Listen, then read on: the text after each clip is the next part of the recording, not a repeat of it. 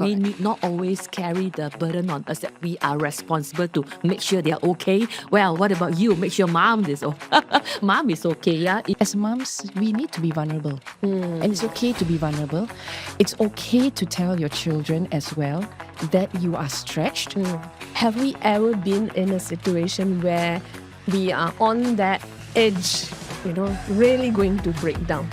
How do we cope with it? If we had Grab those days, I would happily grab food every day. I mean, Wow, talking about all the juggling, etc. And I think end of the day, it will definitely impact us as a human being, right? And one of the challenges of working moms is really being the emotional support for their family, for their children, for their spouse, and even for extended communities that you could be involved in. Yeah. How do you cope or maintain your own emotional well-being? Maybe I'll ask Lily first. Would you like to share some of your many experiences there? Yeah, it changes along the way, but as I shared earlier, I do a lot of journaling lately. Yeah, I think it is a quiet space that we talked about just now, which allows me to let go what is in me. Yeah. Of course, I can't bake. Yeah, Yes, I'm also not full time. it's okay, I'll bake for you. Full time house whatever not. So yeah. Apart from that, I personally find what I train in class or what I coach is always a reflective. It's like a mirror to me. So especially when I coach the leaders in the coaching room, in between in the room, in the space between me and the coachee, as you see right in front of you, the struggle most of the leaders have. It's not so much of what to do, what to decide, and but there's a lot of emotions in them. Yeah. So that's always become one of the reminder for me to take care of my own well-being. Yeah. Yeah. True. Yeah. For me, I am quite an emotional person. I feel very deeply for people, and I'm very sensitive to other people's needs. Unfortunately, my husband is the opposite. He's not someone who will buy me flowers or say I love you and so on. So when growing up in my relationship with him, of course, I struggled with that as well because I'm totally different. But at the end of the day, you can find emotional support elsewhere, meaning like friends, family, sometimes even your own children. Yeah. So when, I would say a sharing would be, if we can't find emotional support from a partner, it doesn't mean that they do not love us, because their love language could be very different.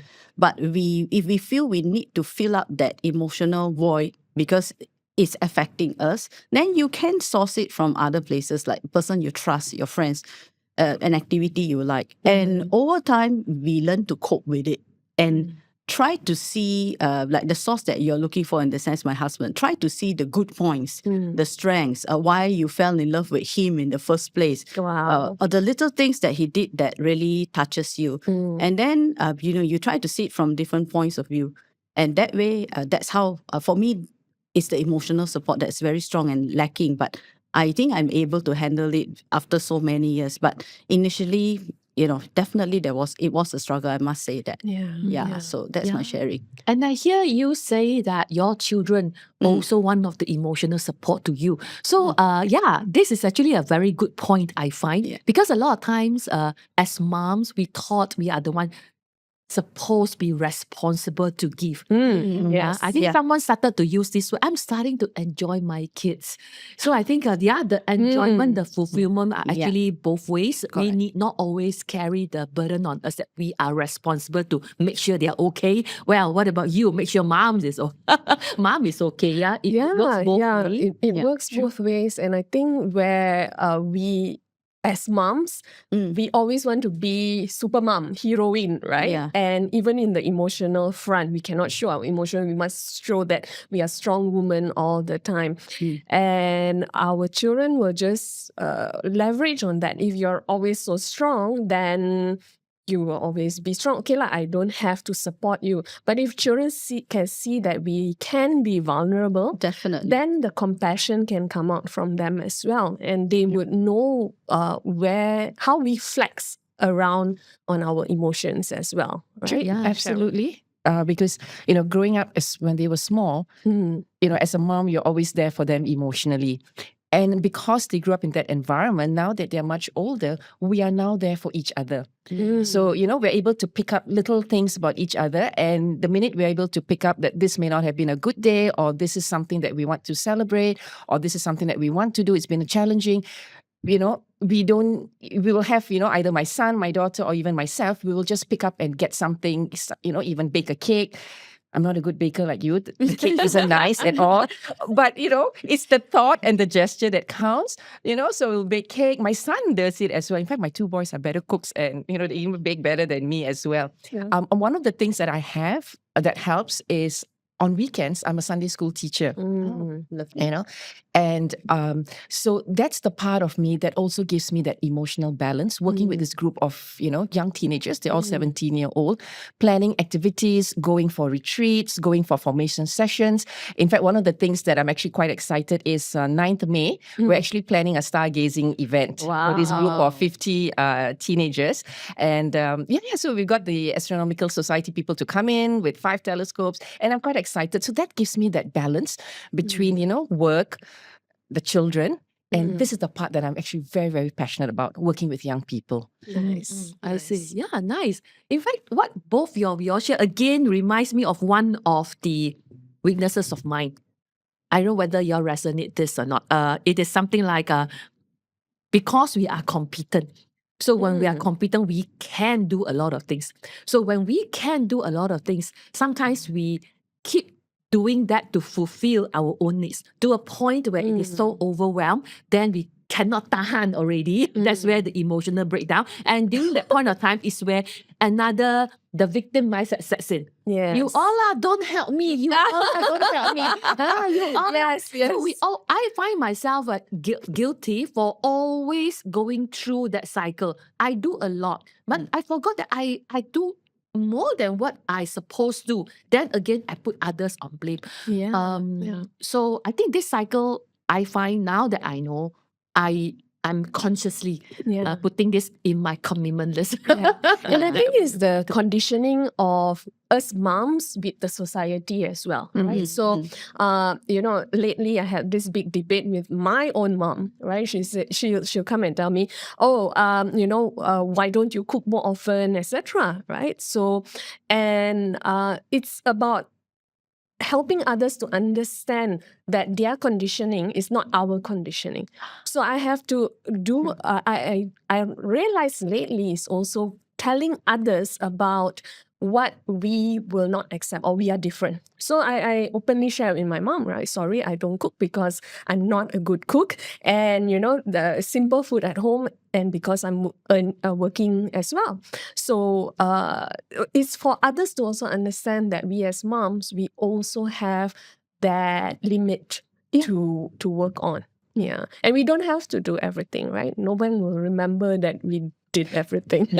Especially today, if we had Grab those days, I would happily grab food every day. I mean, to mothers out there, don't feel bad if you're not giving home cooked food. Seriously, there's no such thing as feeling bad. Thank you. Yeah, please don't ever feel bad about it. Yes. And I think the emotional support also comes in where how creative we can be, because what is our focus then, right? So that affects our mental health and well-being as well. If our focus is so stretched, then we also get into that stretch mode, right? And that comes up with the question I was thinking that, have we ever been in a situation where we are on that edge, really going to break down? How do we cope with it? No. Long pause. I think I start first. I don't sure. think I have been because I didn't give myself a chance to be in that state. Yeah, I would safely say. Somehow I will find ideas or like, hey, turn something back into opportunities and being all excited. So I don't think I've ever been in that situation. Yeah. Wow. There has been occasions and when it has been overwhelming and I felt where I have stretched beyond what I can and I've taken on more than I can chew. So I have actually gone through it, especially when they were young. Now that they're older, they're a little bit more independent, things that I very delegated to them, and sometimes that almost there has become, going through it. And where I feel it's healthy to have a good cry and to have a good shout, So I have had those moments where I have actually broken down. I've had moments where I have actually just released everything, be it on paper or be it just having a good shout or, that's when, that's it, jogging shoes come on and then you'll see me at the lake, just going a few rounds. Just going a few rounds. Look, you see me jogging and I'm actually going on there. It's not because I'm trying to inculcate a healthy lifestyle. And I feel we all need that outlet. Just that 5 minutes or 10 minutes for that outlet, to just release everything before you can then do a quick reset, pause, do a reset, and a restate. Yeah. To then, and I think I was then in a better frame to say, okay, if this is it, what do I need to take? What do I need to let go? What do I need to delegate? What do I need to reschedule or postpone? But at that point of time, you just can't do any of those. So I feel as moms, we need to be vulnerable. And it's okay to be vulnerable. It's okay to tell your children as well that you are stretched. And my children have seen me, sometimes in that state. And they know how to very quickly, either band together or, let's give mommy that space. Or then very quickly it's like, okay, clean the house. Don't let her come out to the hall where it's all messy. Put the cushions back neatly. You sweep the floor. And then the other one will be, okay, clear the dishes in the machine. Wash the dishes and clear it from the drying rack. So we're all there because I see my children sometimes going through it. And so we just know how to support each other. Yeah. Now that you've said that, I know how I got my support. I call Lily. Call me? Yeah, every time, Lily, I'm calling you because I need to hear your voice. Remember, like So Really? overwhelmed. But then she will say, "Hey, you got so many things to do, so many things happening to you." Yeah, then I'm venting to you, lah. But after talking to her, I will feel liberated and motivated. Oh, I got the desire to do something. Oh yeah, you told me that. It was just a joke. Sorry. Yeah, I told you or another friend, Sue-Ann. So I think, in short, to get someone who has similar experience and to share, that can help me overcome the breaking point. So little did I know it. Yeah, I think so happened a few times. A few times. Share. Yeah, in fact, sometimes we just so happen on that topic when we meet in class. Yes. Okay. Yeah, for me, talking about this, sometimes, it's actually the head-on fight, with our kid that make me sometimes, go back to the blaming game. So I thought at that point of time I was being vulnerable to show who I am, but according to EQ, that's not. That's where all our professional knowing comes in and say, oh, EQ, okay, you have choice and you must know the consequence after your choice. But who knows at that point of time, you just let it out. Yeah. So apart from being vulnerable, I think if we can't, and if we really had that I think it goes back to what we say just now, is just forgive ourselves. And move on. Agree. We are human beings anyway. We are prone to making mistakes. It's how we move forward and how we pick ourselves up. I think forgiving gets easier the more you do it, the easier you Absolutely. forgive. True. You're right. Yeah, and I think it's also our own perception, because I think in our generation we are stuck in between the the industrialism generation and the modern IT very fast forward moving generation, and we struggle to balance that as well. And I think most importantly is for us to say it's okay to ourselves. It's okay, sometimes, some days we do make bad decisions and it can impact others, especially our loved ones, right? Yeah. And I'm sure many a times where we've raised voices, to our kids and, said things that we didn't mean. And very importantly is for us to have that self-compassion as well. It's okay. Tomorrow will be better and we learn from it. Yeah. Mm. And thinking about that, how vulnerable we working women are, I wonder if going back to the classroom, going back to organizations, right? What would maybe something that, based on our own experiences here and the people that you've trained and the inputs that you've gotten from others, what do you think organizations can do to support modern day working moms, corporate moms, right? I mean, beyond, for an example that I used to work with as well in one of the organizations that I had. In those days, supporting working moms used to be like, okay, we have a breastfeeding room, or, a longer maternity leave, etc. But I think it goes beyond that. It goes beyond all those aesthetics that organizations organize, right? And put on their websites. What do you think is critical that we need to look at? Well, let me start this first. Of course, there are many, many, many ideas. But for me, as a training provider working with corporates, let me talk about the learning bits. Yeah, I think maybe for corporate to consider giving learnings to working moms for skills they need.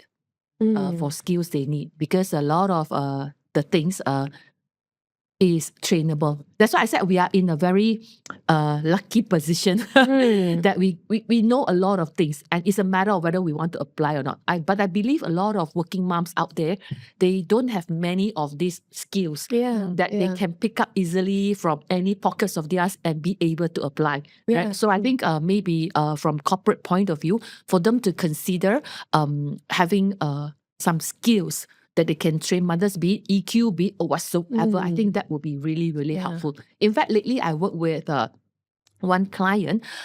She promotes non-cognitive learning to their high potential people. So not bad, right? So why must everything be cognitive? It can be music, it can be anything. You also build up that community to support their talent pool. So I think things like that can, again, in training, it is not just soft skills, it's very, very extremely soft skills. Like no ROI and things like that. But it shows the commitment from HR to do something for the working moms. So that's a perspective I would like to share. I think on my side, I feel that sometimes a working mom may feel a little bit guilty that they are not in the office, and they tend to overcompensate. Perhaps it is time for HR leaders to understand that there is a certain limit, and to allow the working mom to rest. I share an example. My daughter, she's working, and she was working over the weekend, and they had a discussion in the office, the boss and her. Suddenly, the big boss asked, "Why are you working over the weekend?" Of course, she justified why, because the reports came in late, and that's why she had to work over the weekend to get it done.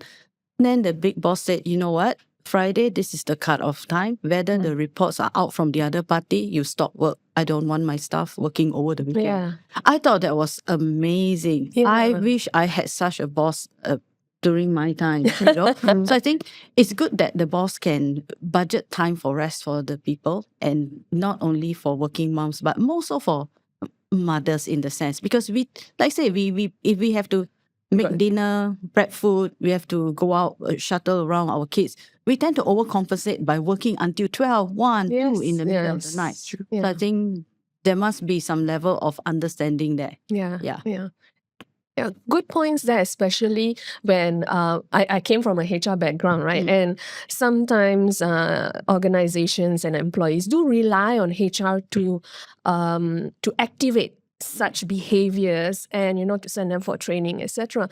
But I think in this day and age, managers and leaders of the organizations need to create their own working culture for their own people. And no longer it is always set by HR. You see, HR are great policymakers and they drive the culture of the organization, but on a day-to-day basis it is the line managers and the employees that need to have that openness to be able to discuss what's really going on.